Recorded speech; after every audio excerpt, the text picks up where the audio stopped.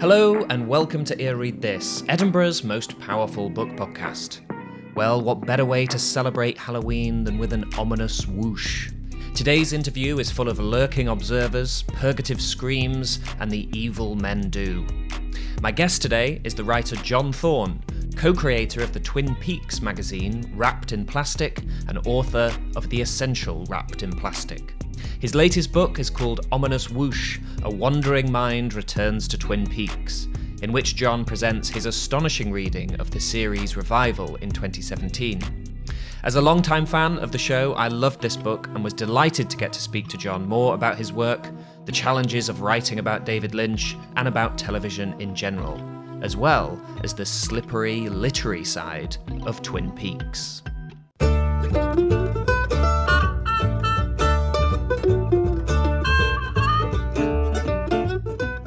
So I absolutely loved Ominous Whoosh, and it's for those listening, it's an interpretive work on the return. You present a very strong theory for what is happening in the return, but in the process, you summarise the action of each episode, which in itself I found incredibly exciting because the show's so huge, 18 hours, and so abstract, that just seeing the action summarized before you even get into theory was, quite a thing to behold. Were there passages of writing Ominous Whoosh where it almost felt like you were writing a novelization? I tried not to do that. I was kind of aware of that. I didn't want to be depending solely on the Lynch and Frost storyline to carry the book. I wanted to, whenever I was describing something, somehow relate it back to what my underlying thesis was, which was that we were seeing all of this through Dale Cooper's filter. And so I tried to keep that in the back of my mind all the time, because I didn't want to I didn't just want to rest on their work. I wanted to move from their work. But at the same time, it was important to step everyone through as much as I could that was happening on the screen. So, they had the structure there that kind of made things a little bit easier for me because I knew what was coming next. So, yeah. I found it, just because, like I say, it's so huge. There's so many characters, just that to begin with, to see it put into words, especially when anyone who's familiar with Twin Peaks, familiar with David Lynch's work, the return makes a kind of intuitive sense before it makes an intellectual sense. You sort of feel, what's happening before you can kind of describe it. Seeing you lay out all of the places and people in linguistic terms, you start making connections, and I found that really exciting. Starting to see rhyming names and locations that are clues and that kind of thing. Was there anything in particular you remember being surprised by as you put the action down and transformed it into words? Well, I was, when you delve deep into something like that and you're watching it so closely, you're watching it sometimes frame by frame almost, although not all the time, but scene by scene, cut by cut, you do start to notice things. I think the thing that surprised me, because I didn't know going in, I didn't see the overall structure of the 18 hours until I started. I think I was like in part 9, I was getting to part 9 of the return, and I realized that something significant had sort of concluded in part 8, and that we were now essentially in the second act of what I think, the return. And I realized, I think it's broken up into 3 acts. I think the first act is part 1 through 8, and the second act is part 9 through 15, and then the third act, shorter, is parts 16, 17, and 18. And I think, knowing what I know of Mark Frost, who's a disciplined and talented writer, he probably was thinking in terms of breaking it up into acts. And it's not immediately apparent when you watch it, because you're watching it often over a long period of time, to see that structure. So that surprised me, and it helped a lot, because I understood a little bit about how the story was progressing a little better. It definitely made sense. I think especially when your second act, that 9 to 15 part, the way you Mhm. describe this sort of the arrestedness of that middle section, Sure. characters who are stuck. That was that really brought me back to watching it the first time it came out, which to my shame as a Lynch fan, I had to watch on my phone due to streaming complications and not having a TV, which Lynch wouldn't approve of, I'm sure. But um, no, that middle section really felt like, what is everything's ground to a halt. What's going on? Right. Yes. As I say, it's sort of a plateauing. Like the Yeah, story moves up and then it levels off. And it's interesting because that second act, uh, there's certain things that happen in the second act that only happen in the second act. We have all the roadhouse booth scenes, for example, these bizarre non sequitur or seemingly marginal scenes of characters we've never seen before speaking in this booth in the roadhouse. And then we have the FBI detectives who are all kind of stationed in that hotel in Buckhorn. And so, yeah, it's and then when the third act happens, we don't go back to the roadhouse, not like we were anyway. And the characters sort of break free a little bit. They begin to move forward again. So it made sense to me. yeah, definitely. So the title of the book is Ominous Whoosh. As I said, it's got to be one of the best titles of books I've read recently.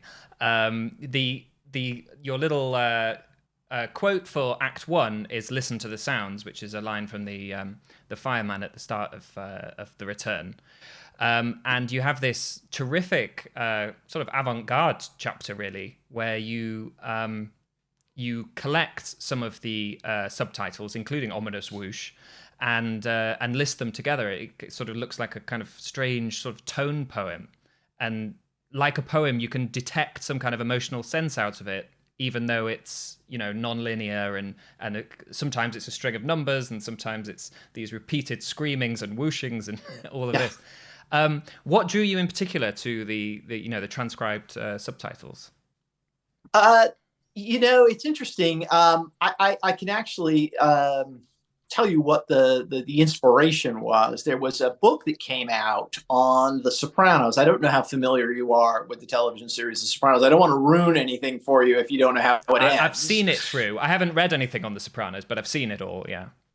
So there was a book that came out, and you know how the final episode ends. Well, in the book, when they get to describing the final episode, there's I think 4 or 5 just black pages. So you suddenly flipping through black pages, and I thought that was a clever way of using the book form to convey the feeling of watching the show. And I thought, how can I convey the feeling of watching the Twin Peaks: The Return in this book? And so uh, I deliberately positioned that section that you're talking about, which is primarily sound effects, but there's other noise, what I say noise. It's not literal noise, but it's visual noise, I guess, and license plate numbers and stuff that appears on telephones or computer screens. And I put it right around part 8 of The Return because my experience of watching that part 8 was one of bafflement and surprise. And I thought if I could have someone turn a page and be somewhat unsure of what the book was doing, then at the very least I was conveying to them the feeling of that initial viewing of Twin Peaks, that they would turn, you turn that on and you don't know anymore about where you are. And so that was sort of the base idea of putting that there like that. Now you're right.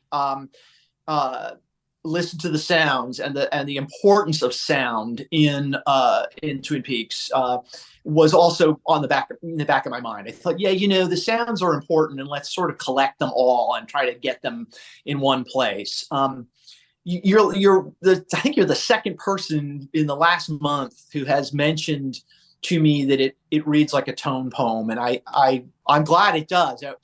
I've had someone tell me they've read it multiple times as if they're trying to extract some deeper meaning out of it, and I I think you can, but the intent was more of that sort of visceral. If you were confused, I felt like I succeeded. So Yeah, anyway, that mission accomplished. I thought that was such a clever and funny way to communicate with the super fans who you know are going to who reach for your book, because I think just from the title alone, people are going to recognize what that is in a very conspiratorial way, because the Twin Peaks fans are going to have turned on the subtitles wondering if that's going to say owl or just scream or something like that. So I thought that was great. Yeah, I there are a couple of little tiny Easter eggs in that section that yeah, I think you know again, you're right. I think it was designed for the hardcore Twin Peaks fan. So yeah. Definitely, yeah. Um, so I know it's a bit of a large question, a bit of a leading question, but what makes the sound so important in the return, and are they as important in previous seasons? Oh, that's a good question. I can't really speak to the previous. I have to look at the specific David Lynch episodes because I know for Lynch, sound is crucial. It's a crucial component of communicating to the viewer, sort of subtextually, almost uh, you know, subconsciously, some of what he wants them to feel. And I know he does this for a fact. I know he does this in his films. And if you look at the credits in his films, he's often listed as a sound designer and a sound editor. Sound is really important. So he's using that as another way to communicate in addition to the visuals he's putting on the screen.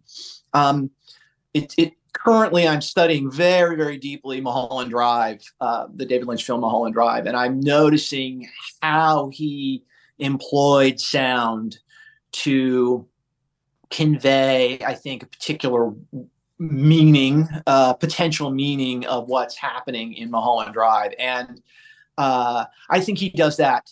I think I'm for sure.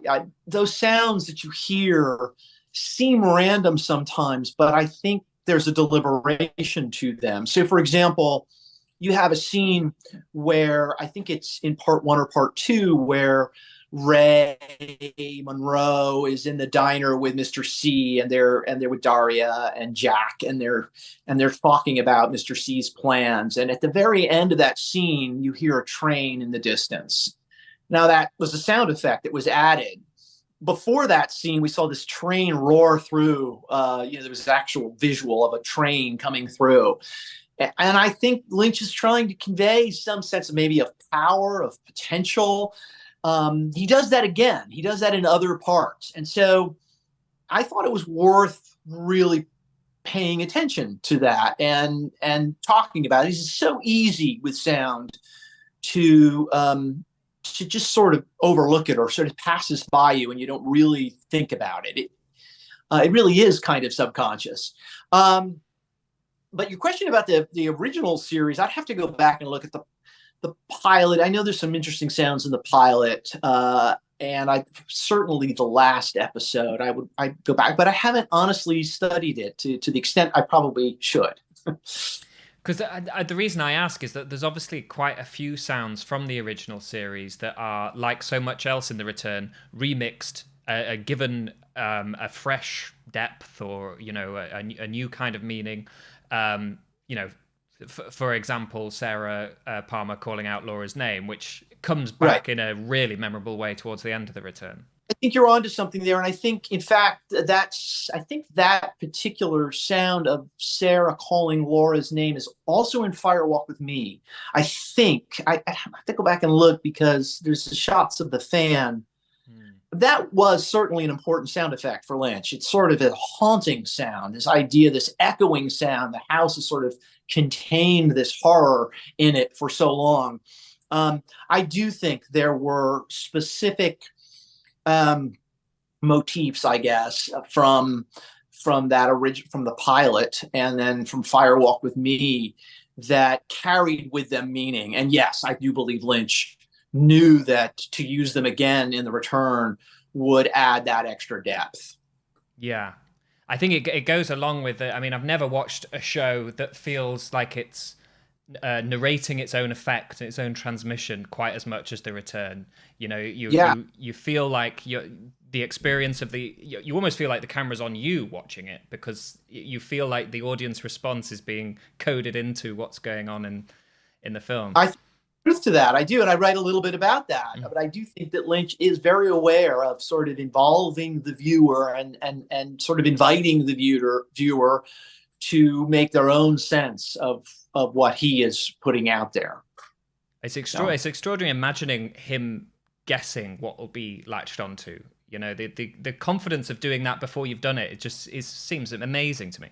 I think it's somewhat instinctual with him. I think if he finds it intriguing, he figures that other people may very well do so. And I think perhaps he's surprised sometimes too, though I doubt he pays a great deal of attention to how audiences are responding. But I'm sure there are aspects of it that he didn't, expect to catch on quite the way they have. So again, I think he has an instinct about him that he certainly trusts, and it does connect. There's sort of that visceral connection between Lynch and the viewer, and that's unique and it's valuable. It's really a fascinating thing to experience.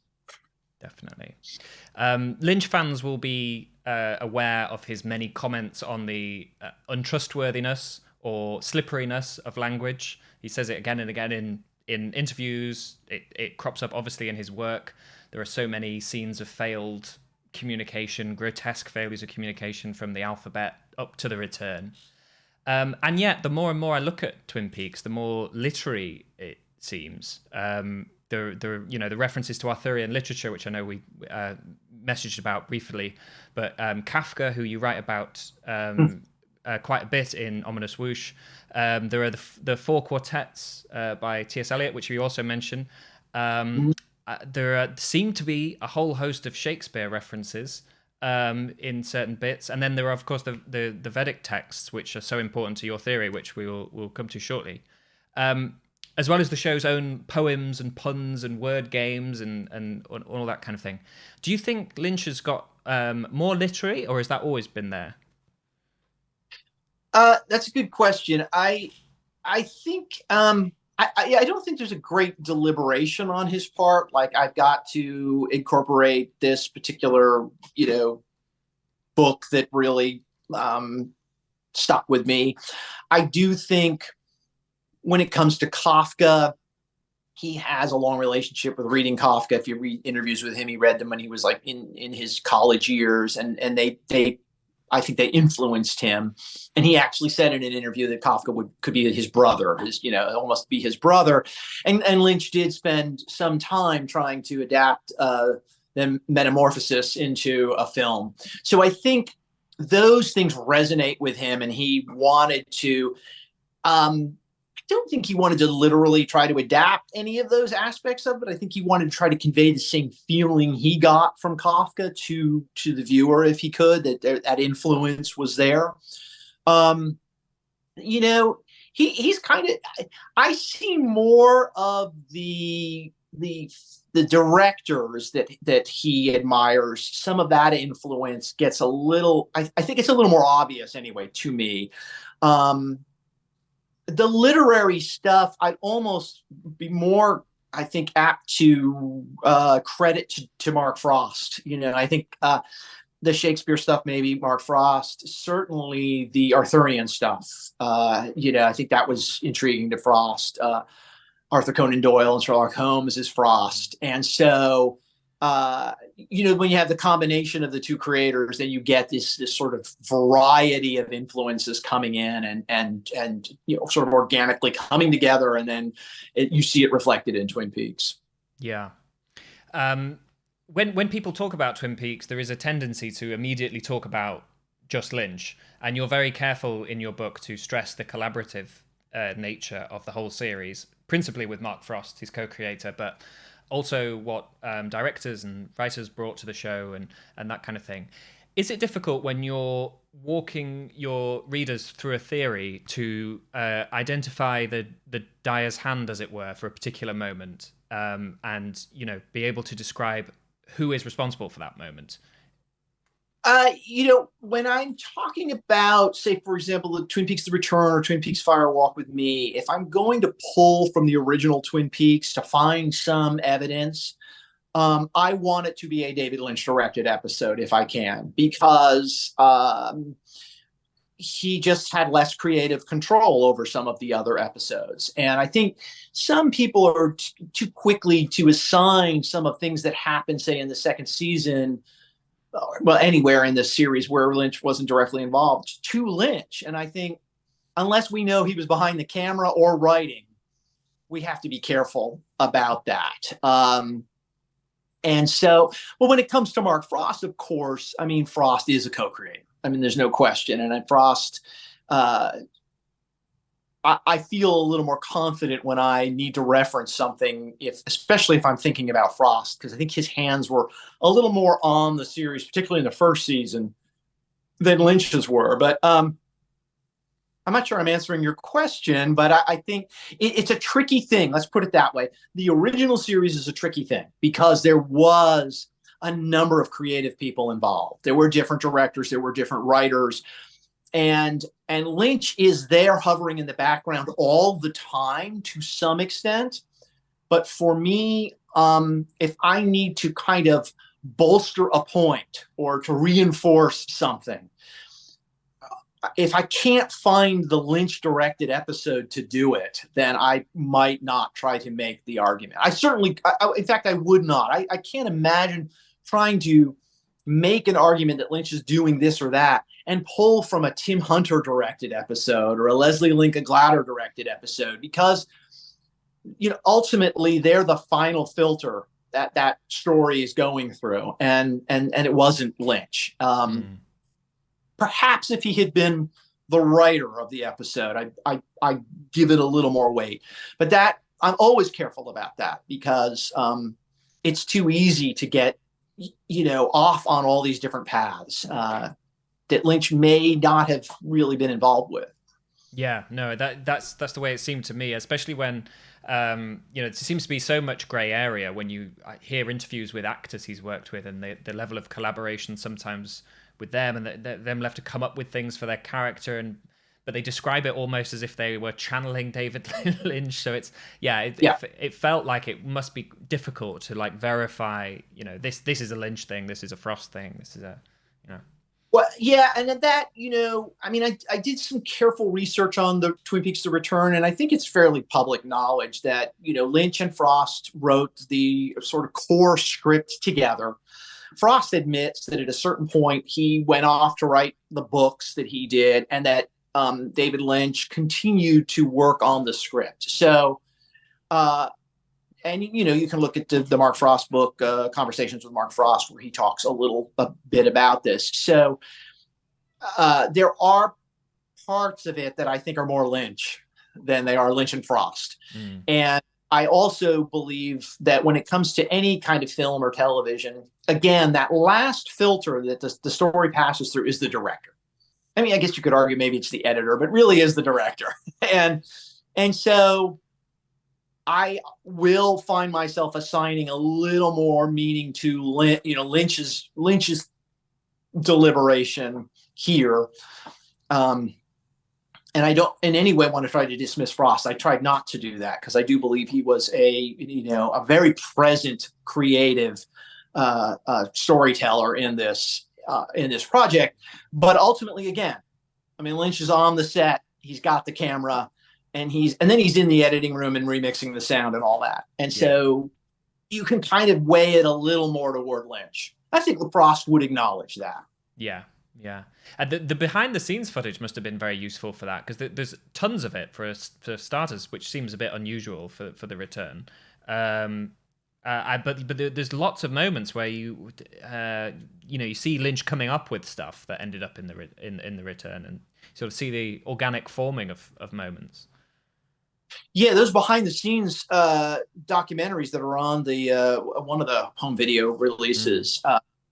those were great value to me. And I wonder how they only showed us what they wanted to show us. I know there were stuff behind the scenes footage that they just are never going to show us, because it would probably give you a little more, peek into what Lynch was doing. I've talked to actors who have told me things about, how Lynch, works, and, none of that gets put onto a documentary. And yeah, I mean, it's surprising to some extent that Lynch would allow even that much to go out, but he did on the Mulholland Drive Blu-ray, I think, that came out with Criterion. There was that half-hour or so sort of behind-the-scenes documentary, which it's totally surprised me that Lynch would agree to do that. And then they must have known when they were making the return, well, we need to offer this for the home video release to get people to buy it. I mean, it worked for me. so they were giving us some extra content. So they were thinking in that way, this is something we're going to capitalize on. But still, some things sneak through in those documentaries that I would cling to, because they did give you that little tiny, opening, a little glimpse into maybe what Lynch's intent was. And so, yeah, they were interesting for sure. There was a couple of moments in your book where I thought, oh, what, something has slipped through there. Whether from the cast saying something, I don't want to give anything away for people who are going to read the book. But one moment where a cast member says what character she's playing turns out to be a bit of a coup for your theory and for a widely adopted theory of who that character is in The Return. You're going to have to remind me. Okay, it's young Sarah Palmer. Sarah Palmer. Yeah, well, there is some interesting I don't even call it behind the scenes footage. People forget that there is this sort of Lynch directed short piece that is on, I think, the Missing Pieces disc, or it's called Twin Peaks Between Two Worlds, where David Lynch is literally interviewing the characters, and it's directed by Lynch. And so to me, it's legitimate. This is valuable information for, for getting into what the character might be doing. But I also know what else you're talking about too with the Sarah Palmer character. And yeah, and that was one of the instances where I think Frost and Lynch might have had a little bit of a disagreement, and ultimately Lynch, kind of put forth what he wanted to do with that. I'm speculating there. I can't say for sure. No. I wanted to ask you, you mentioned speaking to members of the cast. Have you, obviously Lynch is, as you've said, very famously tight-lipped about interpretations, seems to sort of benevolently encourage it, but go and do it in your own time and don't ask me anything sort of attitude towards people coming up with interpretations. Have you, when you've spoken to cast or other creative people involved in the production, ever sort of floated theories to people who are involved in the making of the show and seen how they go down? Not really. I mean, I guess in the early days, and I say this before The Return, because we did, I'm not sure if your listeners are aware, I did a magazine called Wrapped in Plastic for about 13 years. This was in the 90s when Twin Peaks was still very fresh in many people's minds. And we were certain, I think, at the time that it was never coming back. And a lot of the cast at that time was pretty open about what they thought about meaning in the show, what they thought about the production of the show. And so they didn't think it was ever going to come back. And it was just a historical event that they could comment on. But what happened after The Return is that I think most, if not all, the cast members have signed an NDA in which they say, and I've heard them say it out loud at various shows that, we can't talk. We just can't talk. And so they will not. And so because of that, I rarely ask them much about what they thought. I try to ask, when I speak to cast members, I try to think about their experiences of being on the set and working with Lynch, and then maybe derive from some of their answers, get some sense of maybe what Lynch was trying to get at. But, that's like 5 steps removed. And so Yeah. you have to be kind of careful with that. But, if you listen to those behind the scenes documentary, you do get every once in a while, somebody in the background will slip and say something, and I don't know if they even knew it got through. So, you take what you can get. Well, it must be, with a show that size, it must be hard to just keep a track of what's a secret after a while. It's amazing to me that they were able to keep a lid on such a vast production. There's 200, I think there's 200 speaking parts in The Return. And Yeah. I saw somebody post the other day on a social media platform. One of the actors said that when they were on set, they weren't allowed to bring their phones. They had no photos of their experience. And, in fact, when I went to Twin Peaks, to the Return, I went to the premiere. I was very lucky to go to see that in Los Angeles. Mark Frost was very kind to invite me, and I went. But they had a no phones policy there too. They wanted your phones off when you walked into that, and that was only 2 days before it was going to show on television. So the only person who had a phone out was Kyle MacLachlan. He was recording. He was recording everything. I think he probably figured, what are they going to do to me? But yeah,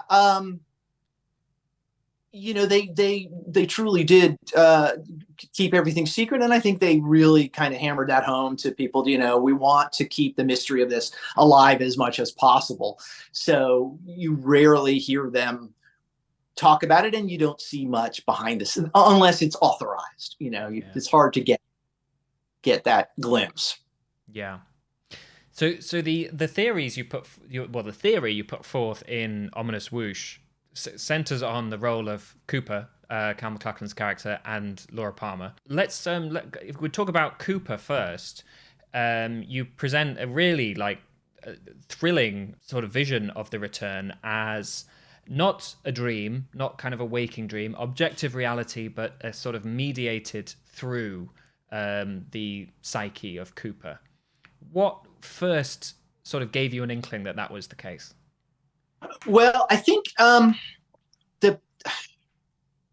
the part 17, where Cooper's face appears, for people who are familiar with this scene, or if they're not, I'll describe it very briefly. There's a scene at the end or in the middle of part 17 where all the characters are assembled in Frank Truman's office, and something odd seems to happen, and then Cooper's face is superimposed over the action. So he's sort of on the screen.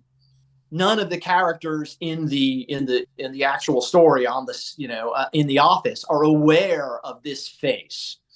Only the audience is aware of this face, and he speaks to the audience, and he says, "We live inside a dream." And so that was that was clearly deliberate on Lynch's part. He was trying to signal something to us.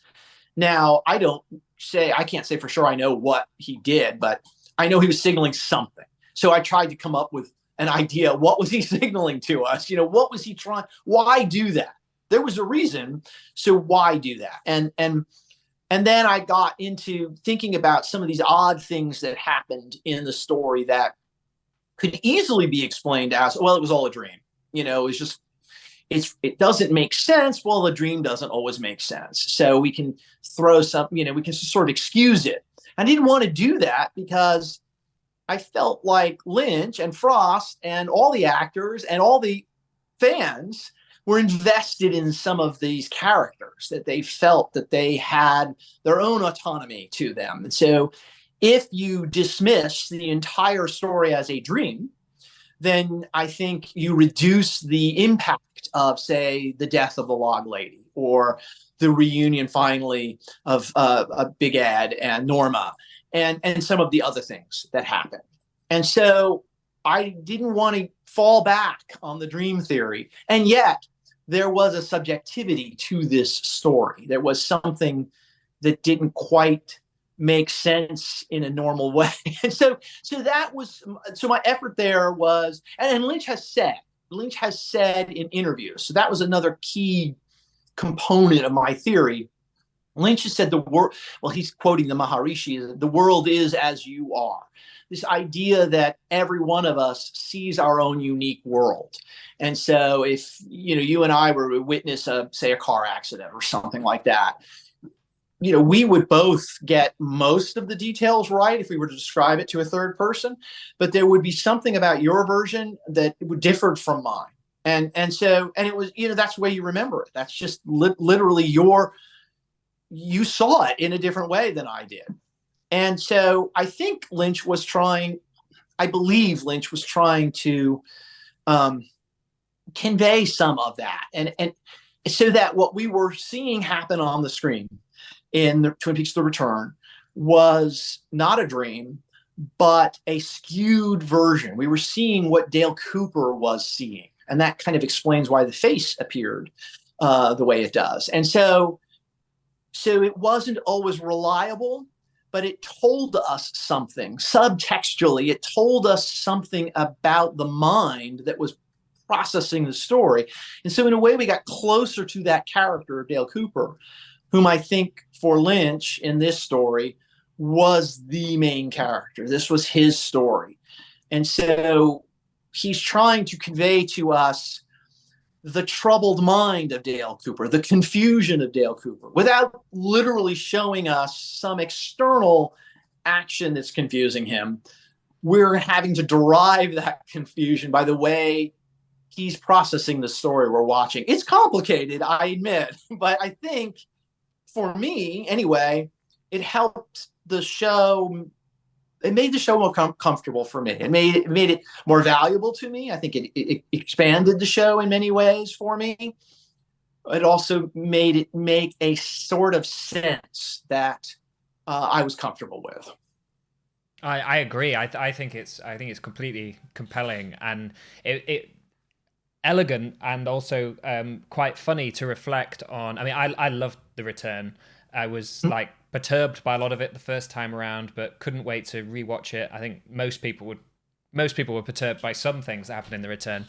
But one of the things that I was kind of laughing at reading your book was remembering how many people, when The Return was first on, were saying over and over again, where is Dale Cooper? When is he going to come back? When are we going to see Dale Cooper? And right. As your theory puts forward, he's more there than any of the other characters all the way through. That's exactly right. Thank you I'm glad that came through to you, because I do believe that Cooper is there almost throughout. Maybe not in part 8 as much, or some of the black and whites are sort of outside of his perception. But I do think, in a way, Lynch and Frost too gave us Dale Cooper. He just didn't appear on screen. He was between the screen and us. Yeah. And so it's a strange way to think about it, but again, I think it works. For me, it works. Since he is the one who has been arrested, we all knew as Twin Peaks fans. I mean, I wasn't old enough to watch it when it was first broadcast, but as anyone who's watched series 1 and 2 before The Return came out, he's the character we know is stuck. He's the character who'll most want to return in the way that we do when we finally watch The Return.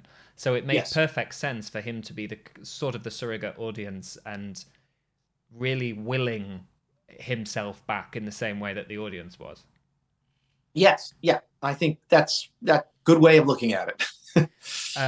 I thought it was funny as well because there's so much talk about whether or not the past dictates the future, and how the new series changes the old.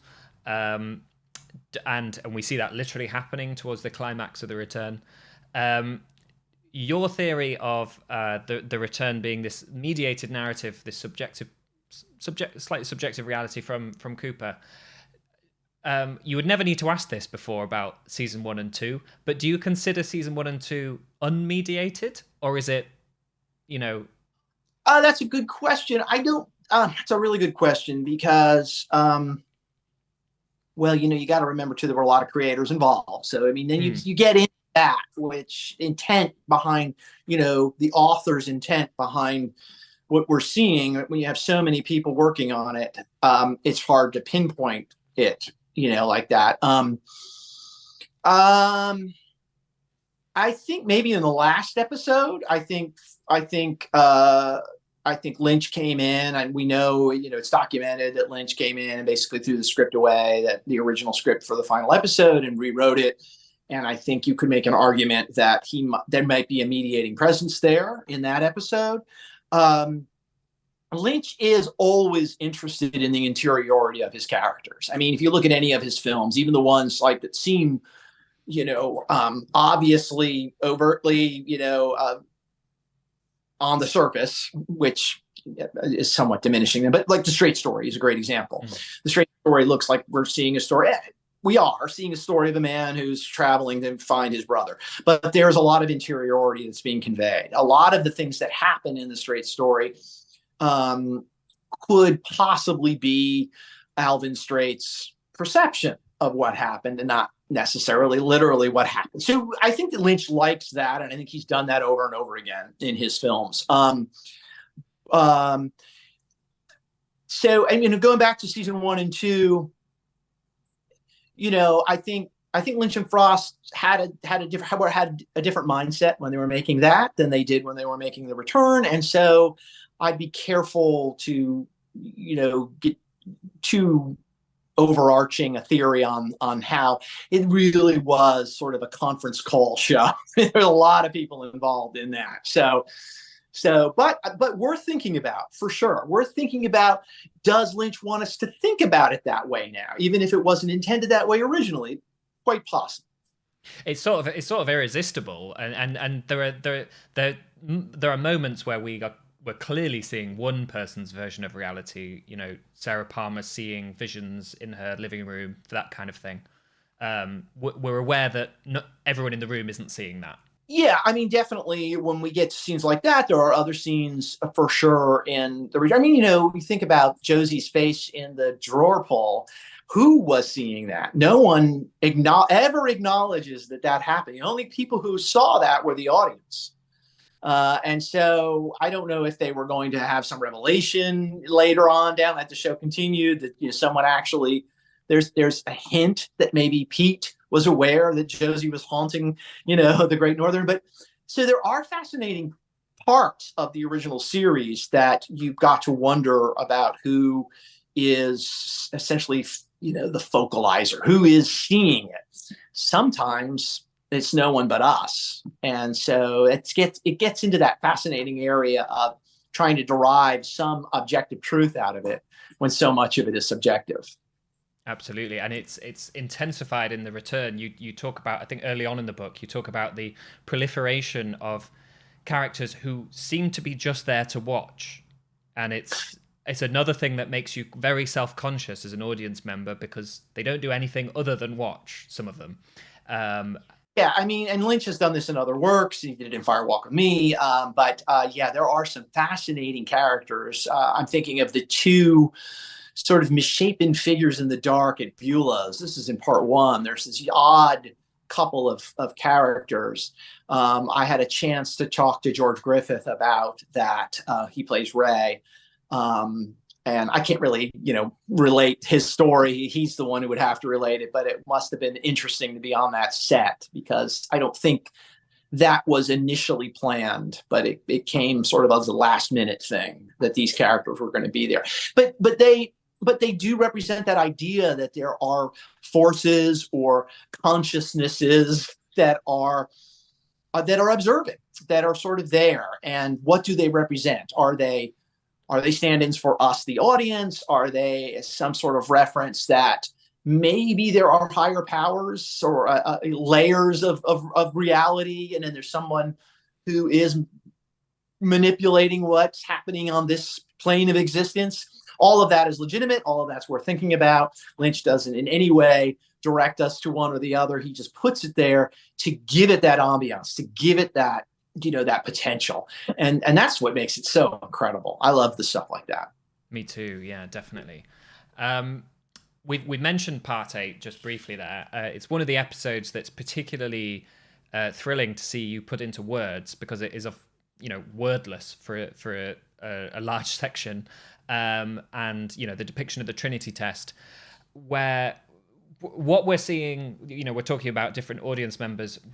it's almost guaranteed that different audience members are going to come away with a different interpretation of what they've just seen in that particular sequence.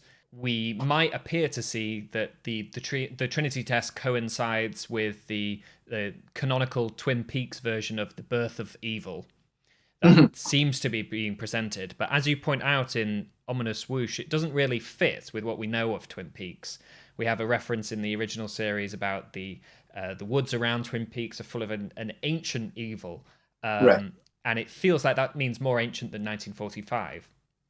So I wanted to ask you how do you read that sequence as Bob's arrival? Is this more like a revival of Bob, or is Bob maybe not the all-encompassing evil that we maybe thought he was in the original series? Good question, and boy, did I give that a lot of thought. And in one point, I thought that Bob was traveling back in time. And of course, time is kind of malleable in the Twin Peaks universe. But I think for me, what I settled on and what made sense to me, particularly when you start thinking about it in terms of some of those Hindu, beliefs, is that it was a cycle. That there's a cycle of things that happened, that Bob escapes from time to time. He's done this throughout history, or an evil. We don't have to call it Bob. It's personified as Bob in Twin Peaks, but it might be other things. That this evil gets loose into the world, and then there are systems in place that sort of return it to captivity, or at least ameliorate, the evil, or however you want to describe it. I'm trying to be as general as I can here. And that at a certain point, a crisis moment happens. And so the release of the potential of nuclear devastation in the world is one of those moments where this release of Bob, this time, it's more dire than it's ever been before. And so that's part of why the fireman responds the way he does, why he creates Laura Palmer. So anyway, what I think for me, I was very comfortable tying it into some of the Hindu beliefs of cycles of ages, and knowing what I know from what Lynch has described in interviews. That's a really influential and important, part of his worldview. And so I felt that he was conveying aspects of it through the mythology of Twin Peaks. And it fit really nicely for me. I was very comfortable with that. So I thought so too, because you said the whole point about it being cycles, that seemed to not just work in terms of what we're literally seeing, but even the presentation of it, the style of it, seeing the it's that composited old footage of Bob. They haven't tried to make a new image of him. They haven't tried to make a a baby Bob or Bob in an egg or something. And likewise, the image of Laura that gets sent is the famous iconic picture of her. So it is like an icon, not this is the start of her journey, or is almost like this is the signifier of Laura. Yeah, I think there's something to that. I did think about that too. So, if the fireman is putting Laura onto Earth, if you take it very literally, then why is she appearing in that orb as her homecoming photo? It's like, well, because it symbolizes Laura Palmer. I think you're on to something there. This is the idea of Laura Palmer, not necessarily literally Laura Palmer. Yeah.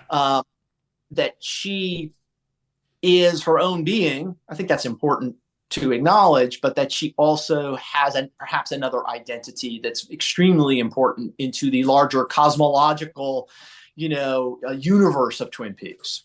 So it gets a little, I don't want to say confusing. I don't think it's confusing actually, but it abstract. It gets a little abstract. Very abstract. And we're talking now about sort of aspects of the original series that do seem to have evolved in the in imagery from the original series and characters from the original series that have evolved in meaning in the time in the hiatus between the shows.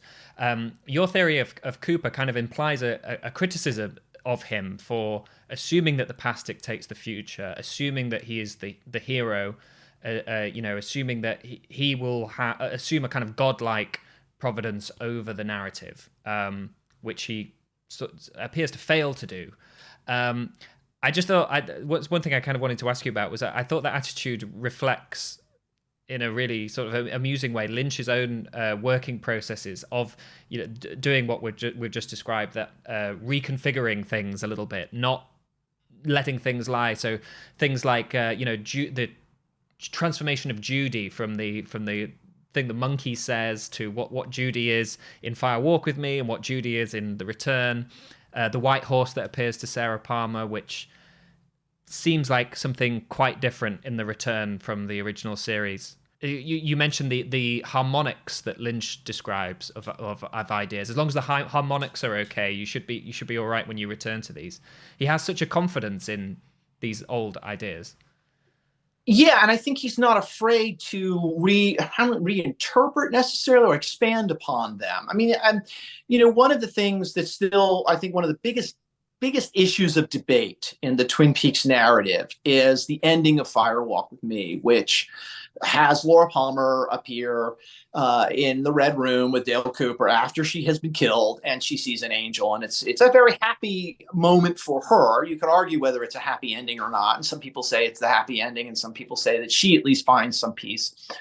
And I, for a long time, did not want to counter that. I felt that felt right to some extent. That was the true ending. That's the true ending. Even after all of Twin Peaks: The Return, this end of Fire Walk with Me is the true ending.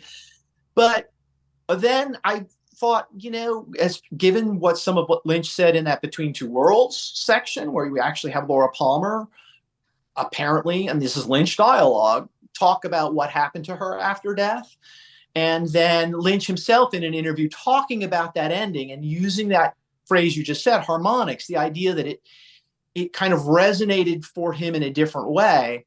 And so for me, I came to feel quite comfortable that is not the true narrative ending of Twin Peaks, that was a transitional point, that was a point for Laura to become perhaps more aware of the larger universe and become something else more than a human being. We could get into actual literal detail, or we could leave it that way. I'm fine either way. But I think Lynch was quite open to the idea that if he's coming back to a work after 25 years, that he's a different person. Mark Frost has said, we're different people than we were when we made the show in 1990. And so we have a different sensibility. We have a different worldview, maybe, or we've evolved to some extent. And they go back to that work and they want to bring some of that new way of thinking. The show sort of implicitly conveys the idea that we are different people as time, or we should be different people as time goes along. We shouldn't be stuck in the person we were 25 years ago because then we aren't really experiencing life. And I think that's implicit in the story, the idea of being sort of trapped or stuck or, locked into the past. And kind of going off in different tangents here, I'll try to tie it together. I think for Lynch and Frost both, when they came back to the work, they wanted to sort of revitalize it with some new ideas, and they weren't afraid to necessarily contradict what might. I mean, the show is so open anyway. It's kind of hard to say, well, you changed it, but be open to allowing it to go into different directions. And I do think that Lynch did that with some of what seems to be the agreed upon, facts, quote unquote, of the original series. They changed, they evolved into something else. And he was fine with that. I don't think he minded doing that at all. No. Plus, if it is a mediated narrative, then, so much the better. You remember things wrong, as you were saying earlier. You remember things differently. Absolutely. And I mean, Lynch has said that in interviews. He's literally talked about memory and talked about how people remember things differently. And I think that's there in Twin Peaks as well. I wanted to ask you a little bit. I mean, you mentioned the very start of the series, the experiment appearing in the glass box and then bursting out in this outburst of violence, and it's like a chaos has been unleashed on the world. I wonder if you thought that that paralleled not just Cooper in the mirror, smashing the mirror up and releasing that evil and chaos, the bad Mr. C, bad Coop, but also the start of Fire Walk With Me. I know the TV exploding has commonly been read as David Lynch sort of putting two fingers up to the way he was treated on the show, but it does also, with this new glass box exploding at the start of The Return, it does also feel like, well, they all kind of start the same way with this sort of, forget that, now something else has sprung new. Yeah, that's a great way of looking at it. I've heard people discuss that. I didn't really get into that idea. I mean, I could have, and I don't, I don't disagree with the idea that there may be some symbolism there. Certainly, the beginning of Fire Walk With Me is pretty overt. There, there's a lead pipe getting smashed into a television, which is just, well, not necessarily that, television's bad, but that this isn't, that Fire Walk With Me is no longer television. That this is going different medium, and because it's a different medium, we can do different things, and they certainly did. But the idea of things exploding or things being released, the energy release, is something that Lynch has used in various films and other works. This idea that something builds and then it releases, and that release changes the narrative. It changes, something new is now going to happen. Something new is in the world. We all have to contend with it, whether it's, an evil thing, want to kind of get down to that good versus evil, or whether it's just conditions. Conditions have changed. We have to adapt. And so he's used that imagery before, things kind of building and then breaking free. And I'm sure on a an intuitive level, he's trying to convey that to the audience, an energy release. Now we're moving forward from that. Well, the series ends with an energy release as well, which I think, forms the sort of climax of the second part of your theory. Who is Laura Palmer, and what's her role in all this? Could you? I know I'm getting you to describe the Hindu side of the theory all at once, but could you describe your conception of Laura Palmer in The Return? Yeah, for sure. So I'll just give a little backstory as get back to part 8. I for someone who's watched Twin Peaks as long as I have, I watched it when it first aired in 1990 and wrote about it for decades. And so part 8 comes along, and all of a sudden, I am forced to reconceptualize Laura Palmer. I mean, it was pretty obvious that there was something going on there that we had to make sense of. The scene I'm referring to is that the fireman, who seems to be a godlike being, creates essentially Laura Palmer. And I mean, if you look at the imagery that Lynch is using and you try to read it literally, he imagines Laura Palmer, creates her, and then he and his wife, so technically in a way they're the parents of Laura Palmer. I say wife, Senorita Dito is his companion, and they send Laura Palmer to Earth. And, I'm trying to make some sense of, well, how do I reconceptualize Laura Palmer? Because this is hard to fit with what Fire Walk With Me showed us, and certainly the original series. And so, I mean, in spending a lot of time with it, and especially paying attention to the Log Lady's dialogue, where she says Laura is the one. That's a crucial sort of core line of the story. Laura is the one. Well, what is Laura? What the one? What? And so, over time, I schooled myself a little bit on Hindu theology, and I will say up front, I am not an expert by any means. I don't know a lot about it. I've been taken to task on some reviews that I got my knowledge of Hindu theology from a book called Hinduism for Dummies.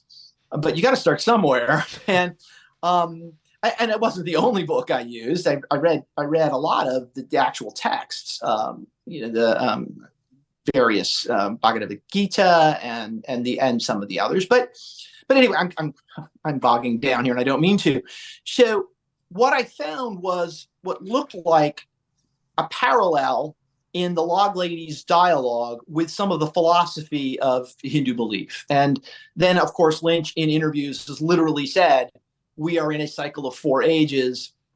And in the end of the 4th age, which is a dark age, the cycle will end and it will begin again. And according to Hindu belief, there is a godlike figure called Vishnu. And Vishnu, over the course of these cycles of ages, he sends avatars to Earth to help mankind with various crises. The last avatar is the 10th avatar. The 10th avatar of Vishnu is named Kalki. Kalki rides a white horse, and Kalki descends to Earth at a moment of sort of existential crisis, that this is essentially the end of the Dark Age. And Kalki's purpose is to restart the ages, to end the Dark Age and begin the ages, so we would start again in a golden age. Well, all that symbolism is there in the Return. All of that, the 10, the number 10 is referenced over and over again in the Return as something that occurs time and time again. There's your cycle, and that 10 is the moment of completion. There's your end of the cycle. Laura is the one, is the title of the 10th part of the Return. And so it just suddenly made sense to me that if the fireman is Vishnu and he sees this atomic test and the release of Bob and this crisis, essentially the Dark Age, then he has to send Kalki to Earth to end that Dark Age. And that seems to be Laura's role. For me, Laura screams at the end of part 18. Everything goes dark. So that would be the end of the Dark Age. And now Lynch leaves us there. He doesn't show us the Golden Age. That may have been a bit more optimistic, but he has said in an interview, we can't go there. We are in the Dark Age. We are, that's where we are. And so it just fit for me. It felt comfortable for me. There was a lot of evidence in the 18 hours to support this. There was evidence in Lynch's interviews to support this. And so that's the theory I propose in the book, that Laura Palmer is now essentially an agent of the firemen. If you want to use the Hindu terms, I don't think Lynch wants to use them, but I think he's modeling the story on the Hindu theology. So Laura is Kalki. She's been sent to Earth. Her mission is to end the Dark Age, and that's what happens. And Dale Cooper's mission is to deliver Kalki to that particular point in time and space so that she can fulfill that mission. And Cooper sort of gets in the way of himself. He thinks he can do things that maybe he should or could, but he really shouldn't or couldn't do.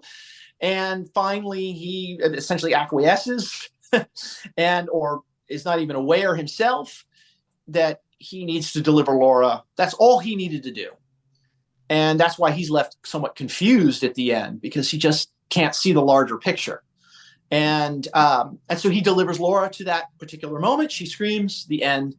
And I want to think optimistically that a golden age will come after that. So anyway, that's a somewhat long version of hopefully detailed enough to make sense my theory of what's happening in the show. Brilliantly done. I go along with that completely. I think it fits. I think it's so it explains a lot of the just emotional resonances as well as the plot points. I mean, I remember noticing certain numbers the first time and not knowing what on earth to make of them, but almost maybe I'd watched a bit too much like Kubrick stuff and got slightly obsessed with numerology. But I noticed we were being deliberately shown certain numbers over and over again, and there was I didn't know what to make of them watching The Return the first time, but I knew it was deliberate. I knew it wasn't just like this is a random amount of tens. See a lot of sevens too, which I think for Lynch is a lucky number, or anyway. But yeah. Lynch believes in some of the numerology, or he sees meaning in certain numbers, and so 7 for him is an important number, but 10. Without a doubt. And then, you talked about the behind the scenes footage. He's actually talking to Laura Dern about the number 10, and she says the number of completion. And he he's delighted. And then she says, well, I work for David Lynch, as if, of course, I know that. You exude that, and Yeah. so it's more evidence to support the theory. Yeah. I was wondering, reading your book, and you stressed the what you just said there, that Cooper is the mode of delivery. He's there. His job is to get Laura there. Were you given all of the chess imagery in earlier series? Cooper as the handsome secret agent, the White Knight. Were you tempted to imagine Cooper as the white horse that delivers Kalki? That's really interesting. I had not thought of that. You're introducing a new idea to me, and I'm interested in it. I don't know. I have to think about it. The possibility that he could be a white knight, and a knight would ride a horse. So, boy, that works. Kind of fits in there nicely. I had not considered it, but I do think there's value in that way of looking at it. I guess I went with Cooper. If you look at some of the Hindu texts, I know, and again, I'm not an expert, but I know that there is some belief that Buddha is the ninth avatar of Vishnu. That Buddha was sent to sort of prepare the world for Kalki. I don't want to get too literal with the Twin Peaks, but Cooper is a Buddhist character, especially in the original series. And Lynch introduced the idea of Buddhism in that second, or you call it third, depending on the rock throwing episode, where where Cooper talks about the plight of the Tibetan people, and so you could make an argument, I do a little bit, that Cooper occupies this role of the ninth avatar. There's no evidence in the show anywhere that I can find that, other than the opening scene of The Return, where he is face to face with the fireman, and the fireman is essentially sending him on a mission. And so you could argue that the fireman has sent Cooper first.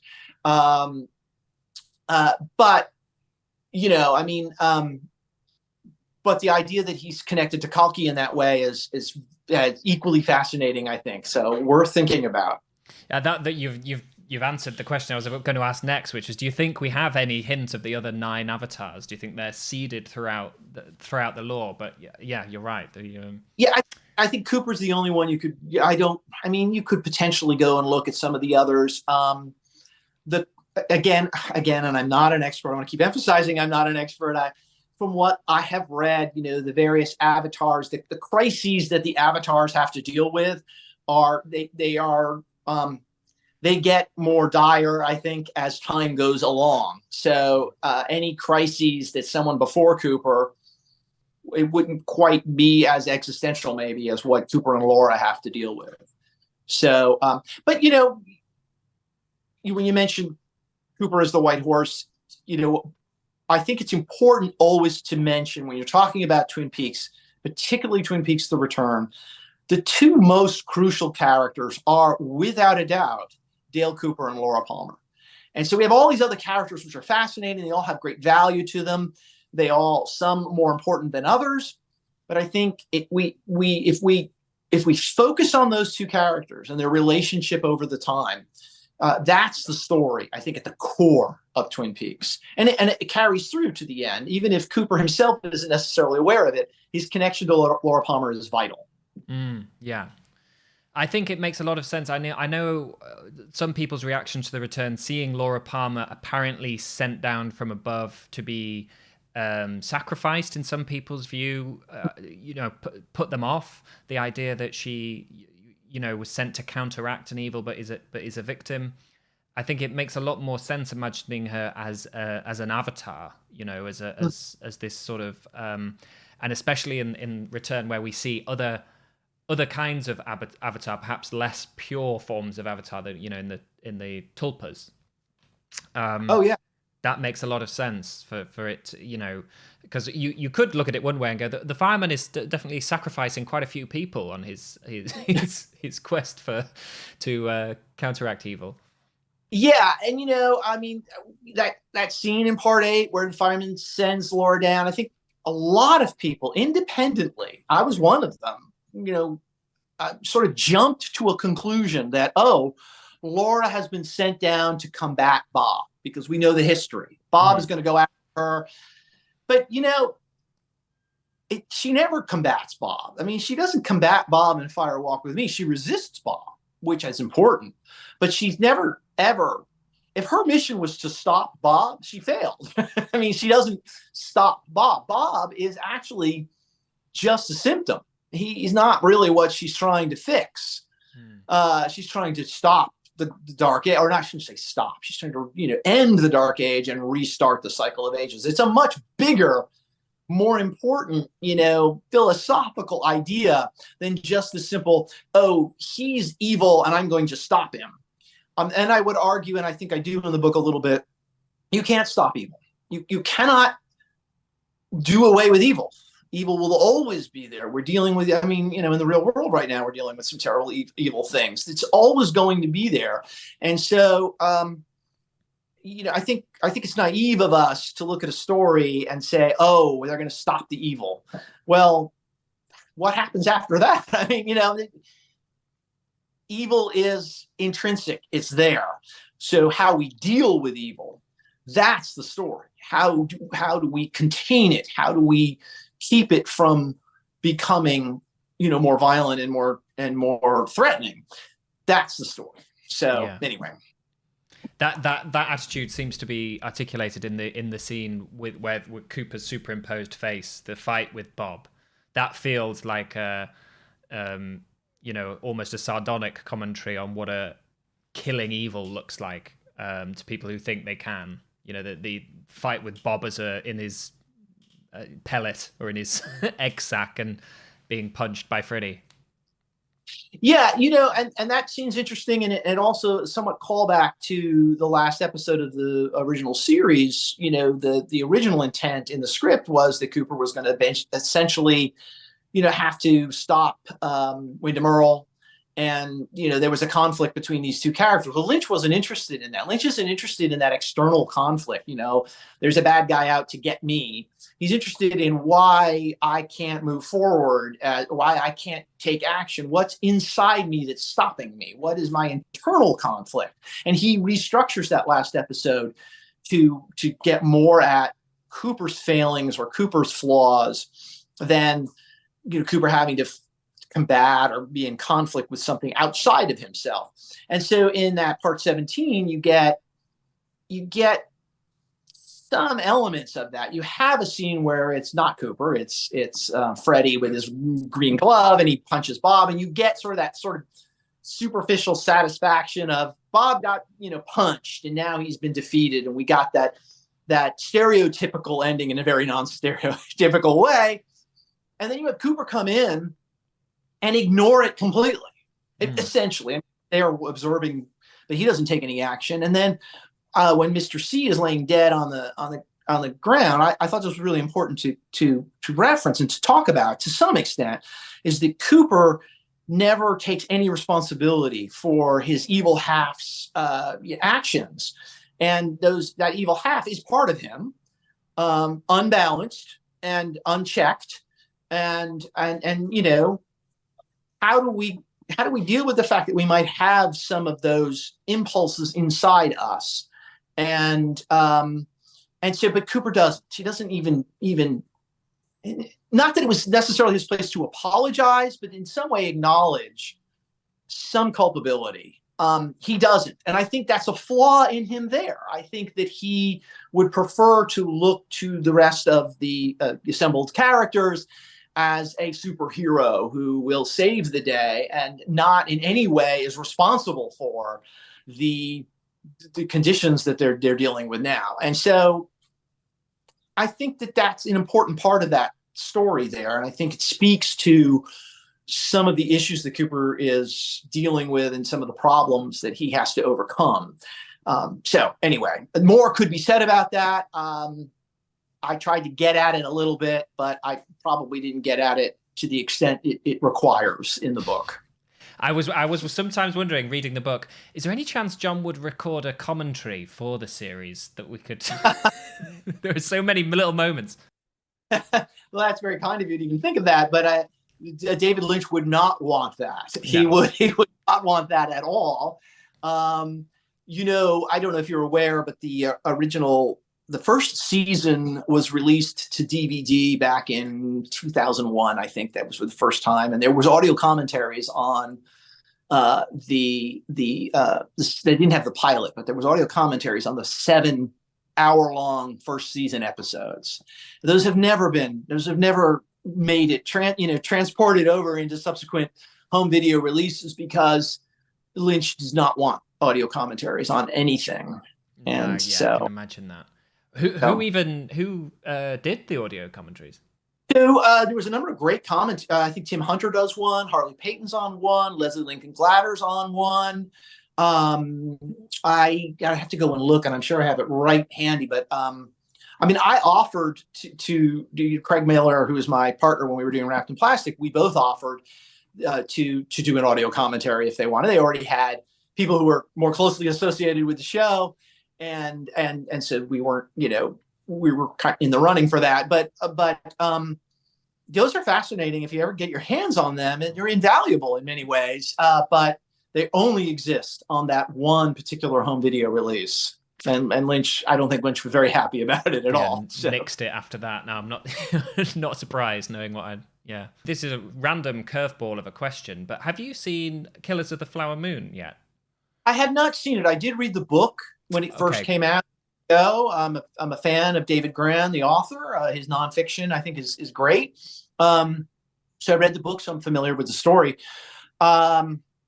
I haven't been able to carve out 3.5 hours to get to the movies. Have you seen it? I saw it the other night. Yeah, I thought it was excellent, and the reason I bring it up is it's the second big movie of the year where there's a strong Twin Peaks sort of aspect.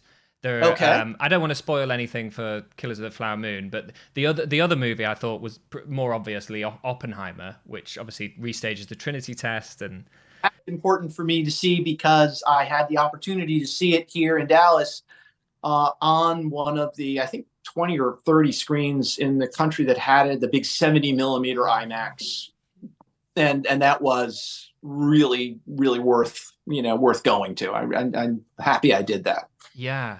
What do you? We're veering a little bit away from Sure. Twin Peaks here, but what do you make of the? I read another book that was about. I always forget his name, but he's in Twin Peaks: The Final Dossier. He's a real person. He's a Rocketeer, Jack Parsons. Oh, Jack Parsons. Parsons. Yeah. His story, Oppenheimer's story. They are so suffused with Twin Peaks stuff. It's particularly Jack Parsons with his losing an arm, the Aleister Crowley mysticism, the occult, the rocketry, then the Trinity test with Oppenheimer and the Bhagavad Gita, and after a while you're just scratching your head, going, "What's going on here?"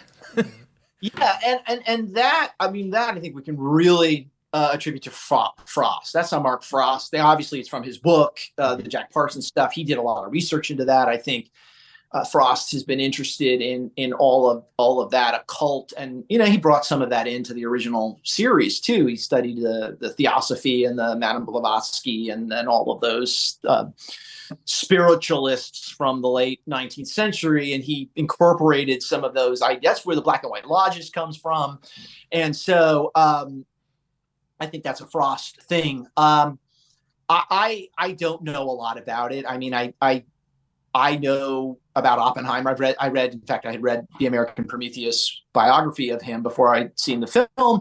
And I've read a lot about some of those physicists who came together and put the bomb together, and the work that they did in the 30s leading up to it. But I don't know a lot. When it comes to the mysticism stuff, it's interesting to me, but it's not really compelling to me. So I obviously I know something about it because it's connected to Twin Peaks, so I have to kind of research it, but I haven't really followed through on it a lot. Yeah, I was just wondering whether it was, planned out from because as we've said, the Trinity scene in Part 8 of The Return changes everything and surprised everybody. But from some of the stuff that's in the real story, the real factual story of Parsons and Oppenheimer, it feels like it's, Twin Peaks lore from season 1 and season 2 before you even get to the Trinity test. So I was just boggling myself over like what came first, what was the horse in the cart here? What, Yeah, yeah. Well, and I've heard, both Frost and Lynch are, I think, roughly the same age. I'm not sure what the difference is, but I know they both sort of came of age in the 50s, in the 1950s. And I think, Lynch has talked about the 1950s being, sort of the ultimate decade, the best decade ever. Well, that's because those were his formative years and his memories are, so clear to him. But and I was not alive in the 50s, so I don't know but I assume that there was that sort of pervasive sense of the bomb and what it might mean, and in the air all the time. And I think for both Lynch and Frost, it's part of how they formed, their minds formed. They sort of their minds were opening at a time when this sort of nuclear fear was so pervasive. It's not surprising to me that they incorporated it in to sort of this magnum opus of their both their careers. I think both of them. I don't think we can say this was a Lynch idea or a Frost idea. I think they both came to this idea that we need to address the advent of nuclear technology or nuclear weaponry in the world, and we put it in Twin Peaks. So, and then of course Frost, he has more interest in some of those bizarre, connections with someone like Parsons and some of the weird stuff that was happening. Yeah. Around that time. Yeah, I suppose. Yeah, you're right. It is kind of, when you've introduced the idea of the evil that men do, it's almost inevitable that it's going to find its apogee with the bomb. Yeah, I had a friend of mine say, what was so, that explosion? If we just look at it in terms of the release of energy, why would that release bomb? Because the Tunguska event, for example, when that meteor or potentially a comet came in, and I don't know if you're familiar with it, when it landed in Siberia, and this was in like 1908, I think, and created this incredible explosion in the remote part of Siberia. People around the world actually, detected this. Well, the amount of energy that was released from this natural occurrence was far greater than the energy that was released in the Trinity test. So why wouldn't Bob come out if it's just an energy release thing? Well, it's not. It's about the evil that men do. Film speaks to that idea of what evil have we potentially loosed in the world by creating this weapon.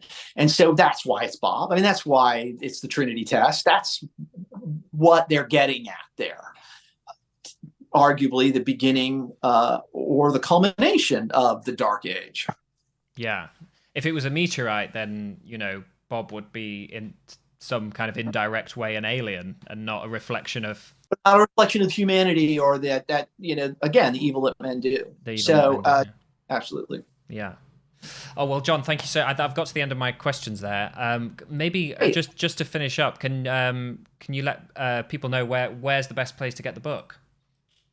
Oh, well, the best place to get the book is on Amazon. I know some people don't like Amazon, but if you go to Amazon, you can buy an ebook version of it and a paperback version of it, and there's even a hardcover version of it. I always tell people, you don't need to get the hardcover. I just did that for vanity's sake. It's the same exact book, but it's more expensive. So just get the paperback if you want a physical copy. It's available on Amazon, but if you wanted to order it through a local bookstore, they can get it for you. Take a little longer, but they can certainly get it. And you just go in and tell them the title and the author, and people can get it. So Christmas is coming. It's the perfect gift. It is, yeah. And if they've already read Ominous Whoosh, then they should check out the Essential Wrapped in Plastic, as well as I've been going through the back issues, just the digital ones that you can get on Amazon, and they're fantastic. There's some absolute gold in there. So yeah, I dig through them too sometimes, and I've realized, wow, I forgot all about that. Wrapped in Plastic. There is some good material in there. There's a lot of essays in Wrapped in Plastic that I will never be able to reprint because I didn't write them. We had a lot of people contribute interesting theses and essays about Twin Peaks, and they're worth looking at. Yeah, brilliant. Well, thank you very much for coming on. It's been great to talk to you. Yes, no, I appreciate it very much. This was a lot of fun.